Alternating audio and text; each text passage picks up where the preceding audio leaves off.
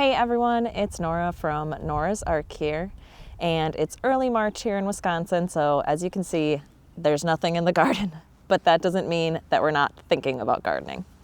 So what are we talking about today?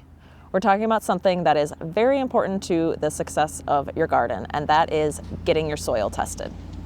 So getting your soil tested is actually pretty simple, and we'll talk about how you do that today. But before we get into how you get your soil tested, let's talk about two considerations that you want to think about before you do it. So the first consideration is where you get your soil tested. You can get a soil testing kit at Home Depot or online or something like that, but we don't recommend that. We recommend getting your soil tested at a soil testing lab, preferably at a university. So we're lucky enough that we live very close to the University of Wisconsin-Madison, and we can just drive there and drop a soil test off. And it's really nice because it's only like $15 and it doesn't take that long to get your test results back. But if you don't live near a university, you can also mail your soil test into one and then get your soil tested that way. So that's a great option if you don't live near a university. And the reason for that is just because if you get like a soil testing kit and do it on your own, you might not know if maybe the soil testing kit isn't working right, or maybe I didn't do it exactly to its specifications. So if you send it off to a lab, you can just trust that you know that you have experts testing your soil for you and giving you trusted results. The second consideration is get it done early. So we've had a pretty warm winter here in Wisconsin this year. So our soil is not frozen. We're able to dig in down pretty deep and get some soil for a soil test. So I would say as soon as you are able to break ground, I would get your soil tested. And the reason for that is because you want to beat the rush of everybody who's going to try to get it tested in May, for example.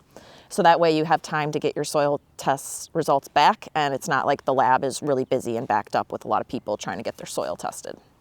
And then the second reason to get it done early is that you'll want to be able to have time to A, get the results back, B, analyze those results, and then C, you'll want to order fertilizer for your garden so that way you can add stuff and amend the soil and have time to do all of that before you get your first plants in the ground. So that's why you want to get it done early. So now we'll talk about how you get your soil tested. And like I said, just keep those two things in mind. Get it tested from a trusted source and also get it done early. So now let's talk about how you actually get your soil tested. And like I mentioned before, it's pretty simple. So we're going to be going over the specific instructions that we got from UW-Madison Soil Testing Lab, but wherever you get your soil tested at, they'll have specific instructions for you to follow.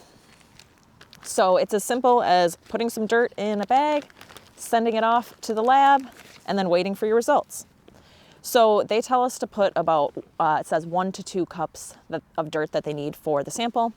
So what we like to do is kind of get past this surface layer and then go a few inches down, just so that way you're really getting into the meat of the soil. I don't know if that's a saying, but you're getting into the middle of the soil and deeper down where most of the nutrients are probably hanging out.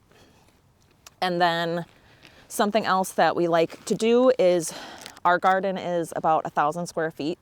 So we like to take about a cup of dirt from one section, and then we'll take a cup of dirt from another section. And we're just doing that because we want to make sure that we grew onions here, so they're going to take some nutrients, specific nutrients from the ground, and we grew tomatoes over there, and they're going to take specific nutrients from the ground. So by taking 1 cup from each section of the garden, we'll know we'll get a well-rounded sample of what's going on in our 1,000 square foot garden. So as you can see, it's pretty simple. Just put the dirt in a bag, send it off to the lab, and then they also, with our specific lab, they give you a little form to fill out to include with your sample. And then it'll be a couple weeks, you'll get your results back, and then that's when it gets a little bit more difficult or a little bit more involved, because you'll want to analyze those results and then figure out what to add to your garden in order to improve the soil and add some nutrients back to it. But we did a longer video on how to analyze your soil results and how to improve your soil, so I'll include a link to that below.